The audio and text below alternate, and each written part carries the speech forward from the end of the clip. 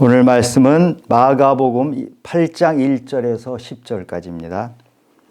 그 무렵에 또 큰 무리가 있어 먹을 것이 없는지라 예수께서 제자들을 불러 이르시되 내가 무리를 불쌍히 여기노라. 그들이 나와 함께 있은지 이미 사흘이 지났으나 먹을 것이 없도다. 만일 내가 그들을 굶겨 집으로 보내면 길에서 기진하리라. 그 중에는 멀리서 온 사람들도 있느니라. 제자들이 대답하되 이 광야 어디서 떡을 얻어 이 사람들로 배부르게 할 수 있으리이까? 예수께서 물으시되 너희에게 떡 몇 개가 있느냐? 이르되 7이로소이다 하거늘 예수께서 무리를 명하여 땅에 앉게 하시고 떡 7개를 가지사 축사하시고 떼어 제자들에게 주어 나누어 주게 하시니 제자들이 무리에게 나누어 주더라. 또 작은 생선 2마리가 있는지라 이에 축복하시고 명하사 이것도 나누어 주게 하시니 배불리 먹고 남은 조각 7광주리를 거두었으며 사람은 약 4,000명이었더라. 예수께서 그들을 흩어보내시고 곧 제자들과 함께 배에 오르사 달마누다 지방으로 가시니라. 아멘. 우리 성경 전체의 주제가 뭐죠? 성경 전체의 주제는 하나님 나라, 예수 그리스도입니다. 예수님께서는 이 성경 전체의 주제인 예수 그리스도를 확인하기 위해서 우리에게 끊임없이 물으십니다. 너희는 나를 누구라고 하느냐? 이 질문에 답을 찾아가는 것이 믿음의 여정입니다. 우리가 예수님이 누구신지 알아야 내 자신이 누구인지 알 수 있고 우리 믿음이 분명해집니다. 오늘 말씀 본문은 칠병이어 기적이라고 하죠. 7개의 떡과 2마리의 물고기를 가지고 4,000명을 배불리 먹인 이 사건입니다. 얼마 전에 오병이어 기적을 예수님이 일으키셨죠. 떡 5개와 물고기 2마리로 남자만 5,000명을 배불리 먹였더라. 이 두 사건은 굉장히 비슷합니다. 그러나 내용으로 들어가보면 다른 점이 제법 많습니다. 다른 점이 있다 하더라도 예수님께서는 오병이어 사건이나 칠병이어 사건에서 공통적으로 우리에게 질문하시는 것이 있습니다. 너희는 나를 누구라고 하느냐? 예수님은 여러 사건과 기적을 통해서 제자들에게 자기 자신을 보이셨어요. 그래서 제자들이 깨닫도록 하셨어요. 그러나 제자들은 둔해서 잘 깨닫지를 못합니다. 그래서 오늘 본문인 마가복음 8장의 후반부에서 예수님께서는 구체적으로 제자들에게 질문을 하십니다. 너희는 나를 누구라고 하느냐? 그때 베드로가 대답을 합니다. 주는 그리스도십니다. 예수님께서 베드로를 칭찬해 주십니다. 그런데 곧바로 베드로는 꾸중을 듣습니다. 왜냐? 베드로는 그리스도를 반쪽만 알았기 때문입니다. 그래서 예수님께서는 답이 무엇인지를 말씀을 해주십니다. 나는 그리스도다. 그리스도는 그리스도인데 나는 십자가를 지고 가는 그리스도다. 이렇게 답을 말씀해 주십니다. 오늘 오병이어 기적으로 배불리 먹이신 예수님께서 그 이후에 오늘 칠병이어 사건을 일으키시는데 오병이어의 사건의 본질이 무엇인지를 이미 말씀해 주셨어요. 요한복음 6장 35절에서 나는 생명의 떡이니 내게 오는 자는 결코 줄이지 아니할 것이요 나를 믿는 자는 영원히 목마르지 아니하리라. 예수님은 예수님 자신을 생명의 떡이라고 말씀하셨어요. 너희들이 지금 입으로 들어가는 떡을 먹는 것은 금방 배가 다시 고프지만 내가 너희들에게 주는 떡은 생명의 떡인데 이것은 결코 배가 고프지 않는 영원히 배부른 그런 떡을 너희들에게 지금 주는 것이다 하고 말씀을 하셨어요. 제자들이 오병이어 사건에서 이 말씀을 알아들었을까요? 예, 알아들었어요. 그런데 머리로만 알아들었기 때문에 가슴까지는 말씀이 전달이 되지 않았어요. 알아들은 것 같지만 사실은 알지 못한 것이에요. 그래서 예수님은 오늘 질병이어 사건을 다시 일으키셔서 다시 한번 제자들에게 깨우침을 주는 것입니다.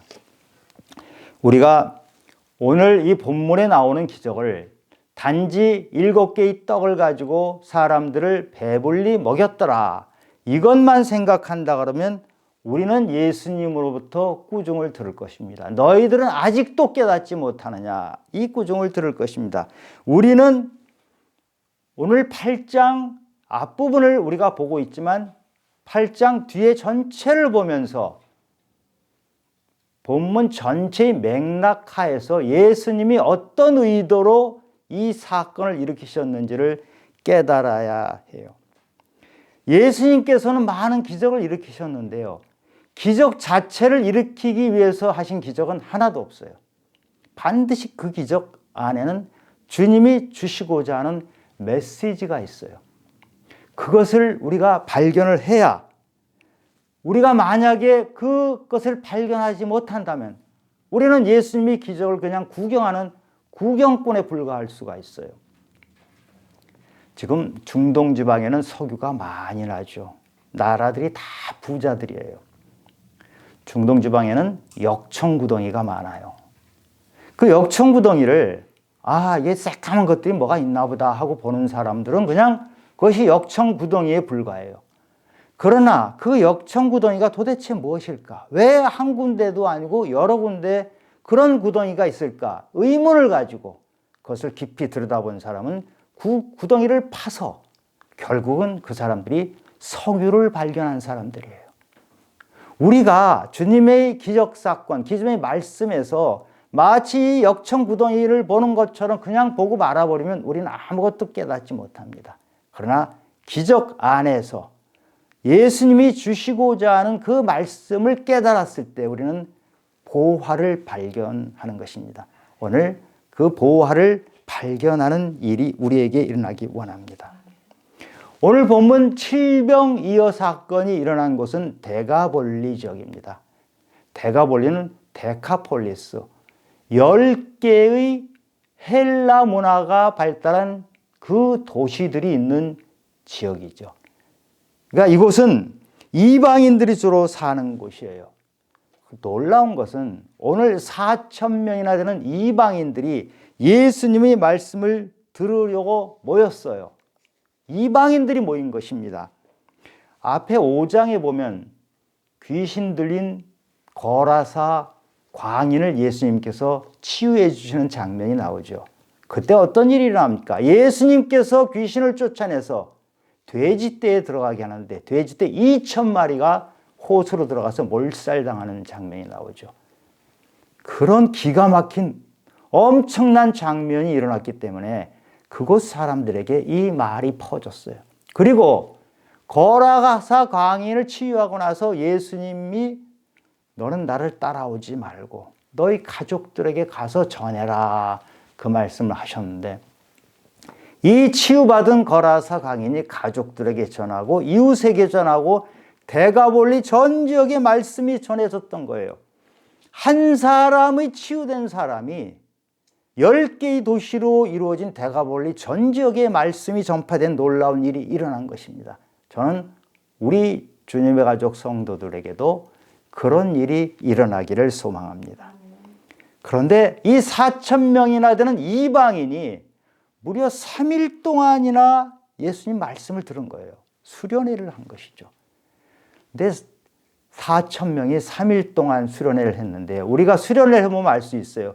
100명만 데리고 수련을 해도요, 할 일이 엄청 많아요. 먹을 것에다가 온갖 준비해야 될 것이 많은데 어떻게 이 4,000명이나 되는 사람들이 들판에서 말씀에 집중하면서 수련회를 했는지 이해가 되지 않은 놀라운 일이 일어났는데요. 3일째 되는 마지막 날에 먹을 것이 다 떨어졌어요. 3일 동안이나 말씀을 이 광야에서 듣는 이 무리들을 보고 그 간절한 마음으로 말씀을 듣는 무리들을 보고 예수님은 너무 불쌍한 생각이 드셨어요. 예수님이 이 불쌍한 무리들을 바라보시는 이 시선이 항상 우리를 바라보는 시선입니다. 지금 이 자리에서 예수님은 우리를 이렇게 불쌍한 눈을 가지시고 애통하는 마음으로 우리를 바라보고 계십니다. 예수님에게는 항상 눈물이 그렁한 것을 우리가 알 수 있어요. 그런데 제자들은 달랐어요. 오병이어 사건에서는 유대인들이 배고프니까 제자들이 그냥 알아챘어요. 예수님, 우리 유대 무리들이 배가 고파요. 빨리 어떻게 해야 될 거 아닙니까? 이렇게 했던 거예요.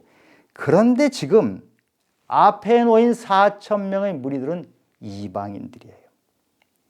예수님 제자들이 이방인들이 배가 고프건 말건 아무런 관심이 없어요. 예수님께서 먼저 제자들에게 말씀을 하십니다. 8장 2절 3절에 보면 내가 무리를 불쌍히 여기노라. 그들이 나와 함께 있은 지 이미 사흘이 지났으나 먹을 것이 없도다. 만일 내가 그들을 굶겨 집으로 보내면 길에서 기진하리라. 그 중에는 멀리서 온 사람도 있느니라. 예수님께서 지금 무리들이 지금 배가 고프다. 어떻게 해야 될 거 아니냐. 제자들에게 이렇게 얘기했을 때 제자들이 뭐라고 답합니까? 4절에 제자들이 대답하되 이 광야 어디서 떡을 얻어 이 사람들로 배부르게 할 수 있으리까? 무슨 말입니까? 아니 예수님, 아니 4,000명 어떻게 먹입니까? 안 되잖아요. 할 수 없잖아요. 그런데 바로 얼마 전에 남자만 5,000명을 배부르게 먹인 사건이 있었잖아요. 그런데 아직도 제자들은 안 됩니다를 먼저 합니다. 그런데 더군다나 앞에 놓인 사람들이 유대인이 아니고 이방인이기 때문에 유대인에게는 되더라도 이방인에게는 안 됩니다. 이런 기본적인 생각이 깔려 있는 거예요. 제자들은 예수님의 마음을 전혀 몰라요. 예수님은 유대인이건 이방인이건 배고픈 자를 불쌍히 여기는 사랑하는 마음을 가지신 분이에요. 이들에게는 예수님은 누구에게나 이방인이건 유대인이건 하나님의 자녀입니다. 이 자녀를 치유해 주시고 이들 배고플 때 먹게 해주시는 그 예수님의 사랑을 아직도 제자들은 알지 못하고 있어요. 그래서 제자들을 꾸짖는 것입니다. 우리가 성경 말씀을 볼 때 항상 놓치지 말아야 할 것이 예수님이 눈동자가 어디를 향하고 있는지, 예수님의 시선이 누구를 향하고 있는지를 봐야 해요. 예수님은 지금 불쌍한 무리들을 보고 계세요. 그런데 예수님이 진짜 시선은 제자들을 향해 있어요.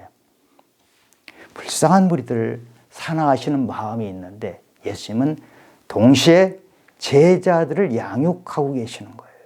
사랑이 부족한 제자들에게 나의 사랑이 어떤 것인지 너희들이 배워라. 나의 애통하는 마음을 너희들이 배우고 너희들은 저 사람들을 위로하는 마음을 가져야 한다. 이 말씀을 하시는 거예요. 결국 제자들에게 이런 사건을 통해서 예수님은 계속 물으시는 거예요. 너희는 나를 누구라고 하느냐? 너희들의 인생에서 예수는 도대체 무엇이냐? 그것을 너희들은 어떻게 붙잡고 있느냐? 이것을 물으시는 거예요. 오늘 예배드리는 우리 성도님들도 어떤 사건, 어떤 일 속에서 예수님은 누구신지, 예수님은 나에게 지금 뭐라고 하시는지 그것을 발견하는 믿음으로 가시기 바랍니다. 예수님은 무리들을 다 먹이고 나서 달마누다 지방으로 가셨어요. 이 달마누다 지방이란 것은 우리 막달라 마리아 귀신 들렸던 여인 있죠? 그 막달라 지방이에요. 그곳으로 가셨는데 끈질긴 바리새인들이 여기까지 따라와요.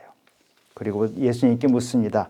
하늘로부터 오는 표적이 무엇이냐? 그것을 보여달라고 합니다. 하늘로부터 오는 표적이란 게 뭐예요? 출애굽 당시에 만나가 하늘에서 떨어졌잖아요. 불기둥과 구름기둥으로 하나님이 임하셨잖아요. 홍해가 갈라졌잖아요. 그런 것을 보여주라. 그런데 지금 예수님이 떡 7개 가지고 4,000명을 먹이신 이 기적이나 만나가 떨어진 기적이나 본질이 같은 기적이에요. 그런데 이 바리새인들은 고정관념을 가졌기 때문에 바로 눈앞에서 기적이 일어나는데, 바로 눈앞에서 메시아 예수님이 말씀을 전하시는데 깨닫지를 못해요. 이게 비극이에요. 바로 앞에 예수님이 계시는데 알아채지를 못하고 마치 안 계신 것처럼 살아가는 사람들. 예수님께서 이 바리새인들에게 눈뜬 장님이라고 했어요. 종교 지도자들이 모습들이 이랬어요. 고정관념에 사로잡혀 있으면 우리 안에 새로운 것이 들어오질 않습니다. 그리고 새로운 것이 들어오지 않을 뿐만 아니라 자기를 합리화시키고 위선을 만들어내요. 이 위선을 만들어내면 우리는 남을 정죄하는 데 익숙합니다. 비난하는 데 익숙해요. 그래서 기도를 할 때도 남들이 듣는 데서 소리내서 하는 것을 제대로 된 기도라고 착각을 합니다. 예수님께서 나중에 말씀하십니다. 너희들이 남들에게 보이려고 하는 기도를 하지 마라. 너희들 기도는 골방에서 나와 단둘이서 하는 기도가 진짜 기도니라 말씀을 해주시는데, 바리새인들은 남들에게 보이는 것, 남들에게 보이기 위해서 위선하는 것을 당연히 여기는 사람이죠. 우리는 복음서에서 바리새인의 이야기를 자주 듣습니다.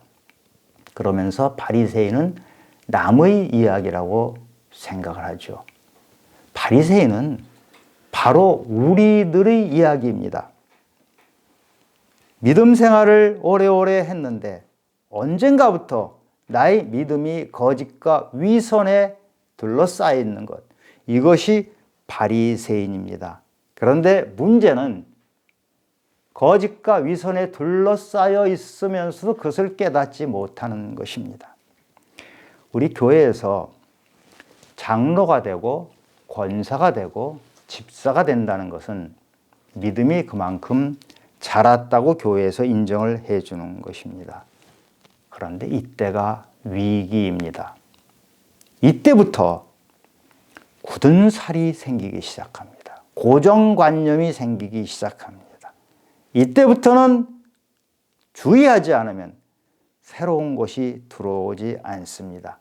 나의 자신이, 나의 믿음이 완벽한 것처럼 착각을 해버리면 그때부터는 예수님이 내 안에 들어오지 못하고 나의 굳은 살, 굳은 벽에 막혀서 예수님마저도 바깥에 세워놓는 그런 신앙이 되기 쉽습니다. 매일매일 기적이 일어나는데도 기적을 깨닫지 못하는 이 바리새인들의 모습이 잘못하면 우리 믿음의 사람들에게도 똑같은 모습이 될 수 있다는 것입니다. 지금 배를 타고 가면서 제자들이 떡을 1개밖에 안 가지고 왔다고 걱정해요. 이들에게 예수님이 경고를 하죠. 8장 15절에 나오는 얘기인데, 예수께서 경고하여 이르시되 삼가 바리새인들의 누룩과 헤롯의 누룩을 주의하라. 지금 제자들이 떡이 없다고 걱정하는 그 모습을 보고 정말 예수님 얼마나 한심했겠어요. 오병이어 사건을 얼마 전에 봤고 칠병이어를 바로 그 시간에 봤는데도 떡을 걱정하고 있어요. 그러니까 예수님께서는 너희들 정말 둔하구나, 무디구나, 영적으로 무디니까 너희들 마음속에는 떡만 있지 하나님이 놀라운 기적과 하나님이 예수님으로 이 땅에 오신 것을 깨닫지 못하고 알아보지 못하는구나, 이 말씀을 하시는 거예요. 그러면서 바리새인의 누룩과 헤롯의 누룩을 주의하라. 누룩이 뭐예요? 누룩은 빵을 부풀게 하는 거잖아요. 굉장히 좋은 것이죠. 그런데 빵을 부풀게 하는 역할도 하지만 썩게 만듭니다. 오염시켜요. 그래서 성경에서 누룩을 이길 때는 굉장히 조심하라는 뜻으로 쓰이는 것입니다. 바리새인의 누룩이 무엇인가요? 바리새인은 믿음을 가지려고 애쓰면서 시작한 사람들이에요. 율법 성경을 달달달달 외우는 사람이에요. 성경의 대가예요. 그런데 시간이 지나면서 누룩처럼 썩고 오염돼서 위선과 거짓으로 변질된 사람이었어요. 위선과 거짓으로 변질이 되니까 예수님이 메시아인 분이 바로 앞에 나타났는데도 예수님이 눈에 안 보여서 결국 이 사람들이 어떤 일을 합니까? 예수님을 십자가에 못 박아버리죠. 그래서 이 바리새인의 누룩을 조심하라. 너희들도 바리새인처럼 될 수 있다. 항상 깨어 있어야 한다. 지금 7병이여 기적을 너희들이 눈앞에 봤는데 이것은 너희들이 이것을 봤다고 자랑하라고 한 것이 아니고 그 속에 담겨있는 이 불쌍한 무리들을 향한 사랑, 애통, 이것을 배워라. 입으로 들어가는 떡에 너는 집중하지 말고 진정한 생명의 떡인 예수 그리스도 나를 붙잡아라. 그러기 위해서는 주님은 누구신가요? 질문을 끊임없이 던져서 그 답을 구해 나가라. 이 말씀을 하신 거예요. 헤롯의 누룩은 무엇인가요? 헤롯은 당시 왕이었어요. 헤롯의 누룩은 세상의 권력, 세상을 하는 욕망을 말합니다. 제자들은 그물도 버리고 배도 버리고 쫓아온 사람들이잖아요. 그러면 그들 안에는 세상에 대한 욕망이 사라졌을까요? 안 그래요. 그들 안에 여전히 세상을 향한 욕망들이 살아서 꿈틀대고 있는 것, 그것을 조심하라는 것이에요. 종교가 권력이 되면 너무너무 무섭습니다. 종교가 권력이 되면 그 권력가는 하나님 자리에 자기가 앉게 돼요. 교황의 권력이 얼마나 무서웠는지 아십니까? 중세에 가장 강대국이었던 신성 로마 제국의 황제를 무릎 꿇게 한 것이 교황의 권력이에요. 지금도 저도 목사지만 목사가 권력을 가지는 것처럼 무서운 것이 없어요. 세상의 권력은요, 비록 대통령이라 하더라도 곳곳에서 보이지 않는 견제가 있어요. 그러나 종교 권력은 견제가 없는 권력이 종교 권력이에요. 무소불위의 힘을 가지게 돼요. 그래서 예수님께서 헤롯의 누룩을 조심하라고 했는데 누구에게 한 말인가요? 세상 사람들에게 한 말이 아니고 제자들에게. 너희들이 나를 계속 따라다니면서 믿음이 성장했다고 하지만 너희들은 여전히 세상 권력을 탐할 수가 있다. 무서운 함정에 빠질 수 있으니 조심하라 말씀하신 거예요. 제자들은 예수님이 그리스도시라는 것까지는 알았어요. 그러나 알지 못하는 것은 그리스도는 그리스도인데 십자가를 지신 그리스도라는 것은 알지 못했어요. 그래서 제자들과 예수님이 하시는 행동, 가지고 있는 마음이 다른 거예요. 예수님께서 배 타고 가시면서 마지막으로 제자들에게 무슨 질문이 8장 20절에 7개를 4,000명에게 떼어줄 때 조각 몇 광주를 거두었더냐? 이르되 7이니이다. 아니 이거 왜 물으시죠? 뻔한 질문이잖아요. 다 아는 질문을 왜 하시죠? 여기서 우리가 알아야 될 게 오병이어때는 12바구니를 남겼다고 그러죠. 바구니는 조그만 거예요. 한 사람이 가지고 다니는 게 바구니예요. 근데 오늘 이 7병이에에서는요 7광주리의 조각이 남았어요. 광주리는 굉장히 큰 거예요. 우리 사도행전에 보면 사도 바울이 다메섹에서 성벽을 타고 내릴 때 광주리를 타고 내려왔거든요. 굉장히 큰 게 광주리거든요. 그게 지금 7광주리의 떡이 남았다는 것은 엄청나게 많은 떡이 남은 거예요.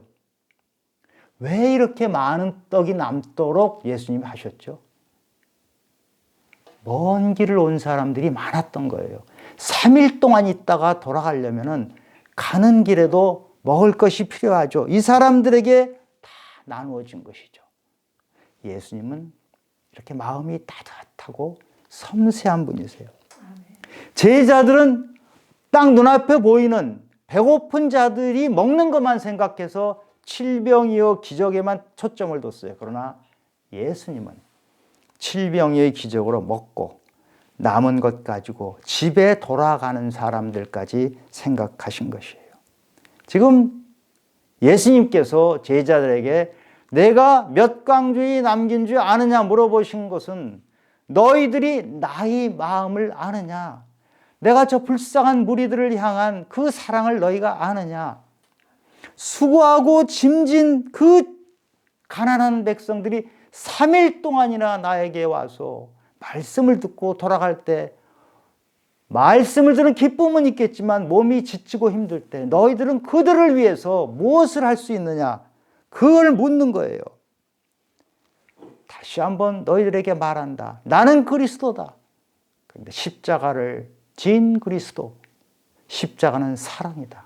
사랑의 십자가를 진 그리스도, 나를 본받아야 한다. 이것을 말씀하신 거예요.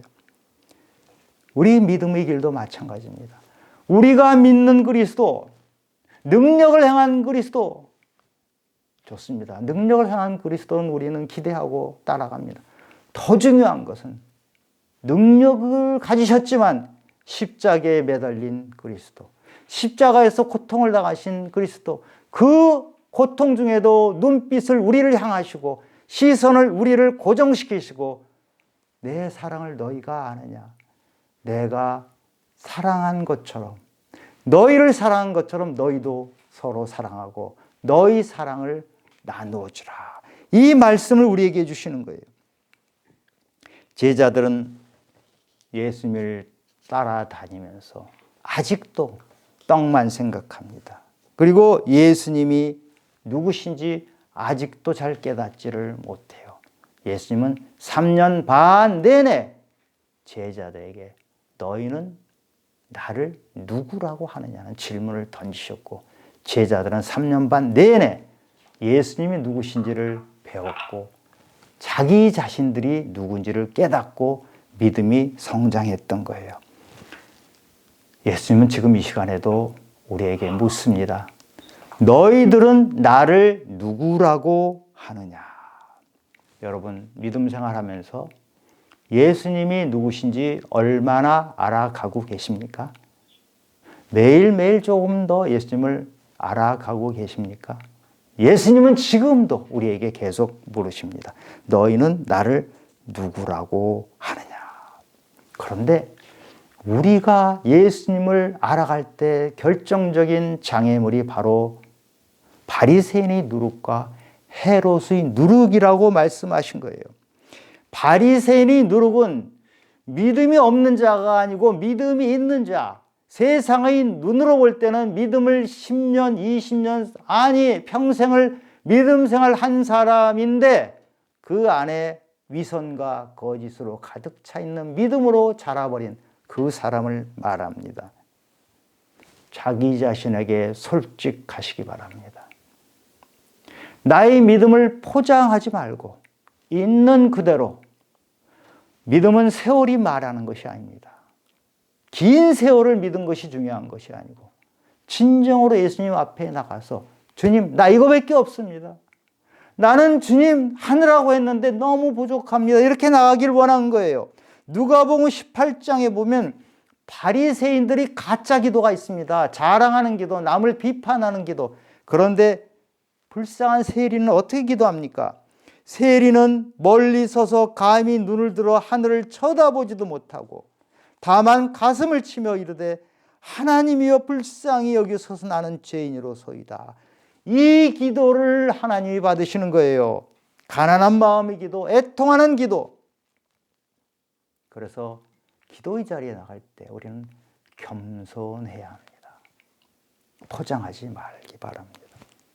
사도 바울은 이렇게 말했습니다. 고린도전서 9장 27절에서 내가 내 몸을 쳐 복종하게 함은 내가 남에게 전파한 후에 자신이 도리어 버림을 당할까 두려워함이로다.